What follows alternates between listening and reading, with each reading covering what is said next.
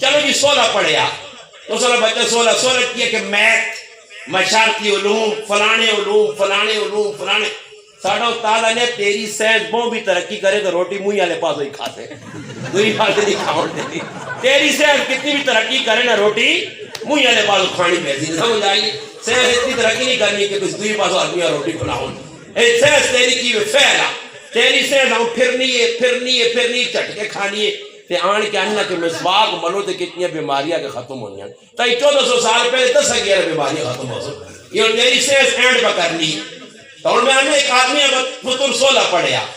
اب نہ انتقال ہوتا ہے صحیح ہے کہ اور 16 پڑھے جنازہ پڑھا سکنا نہیں اب میں غسل دے سکنا نہیں اب بھی نہیں قبر دکھا کے اول آخر سورت بقرہ پڑھ سکنا